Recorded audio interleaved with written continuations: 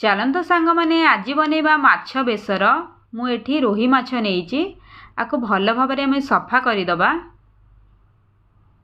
देखंतु भल भाबरे सफा होई सारलाणी। एथिरे आमे हळदी गुंड, स्वाद अनुसार लूण, फाळे लेंबू और सोरिष तेल देई भल भाबरे गोळेकी किछि समय कभर करी छाड़ी दबा।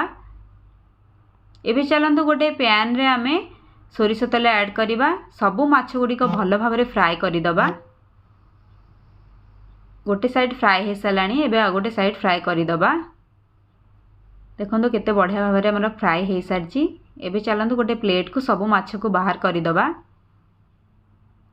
सब माछ को बाहर कर सारे एबे चलतु मसला प्रस्तुत करवा। एठी मु सोरिष नेइची, धला सोरिष, कला सोरिष, सुखा लंका, रसुण, पियाज, जीरा रो फाइन पेस्ट बनईदबा। देखो फाइन पेस्ट बनई देइची। एबे चलतु गोटे पियाज को लंबा लंबा काटिदबा। से भली भाव में आलू को मध्य काटिदबा, टमाटो को मध्य काटिदबा। एबे चलतु गोटे पैन रे आमे सोरिष तेल ऐड करिबा। फुटण पई सोरिष दबा, भुर्संग पत्र ऐड करिबा। जो काटिक रखिले पियाज को मध्य भल भाव फ्राई करदबा। टमाटो को मध्य भल भाव फ्राई करदबा। मसला जो बाटिक रखिले ऐड करदबा। एथिरे हळदी गुंड देई भल भाव में आको फ्राई करदबा।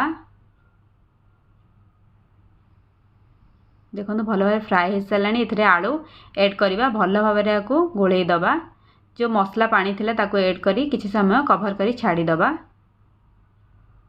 एबे चलंतु एथिरे पानी ऐड करदबा। स्वाद अनुसार लूण भल भाव में गोळेई दबा। कभर करी किछि समय फुटिबा को छाड़ी दबा। फुटी साराणी। एबे जो माछ फ्राई कर रखिले ताको ऐड करदबा। आको भल भाव फुटिबा को छाड़ी दबा। एठी मु 2टा आंबुल नेइची, आपण चाहिले गोटे मध्ये नै परिबे। केते सुंदर भाव में हम माछ बेसर प्रस्तुत हो जाइछि। कमेंट करिकि जणेबे। धन्यवाद। जय जगन्नाथ।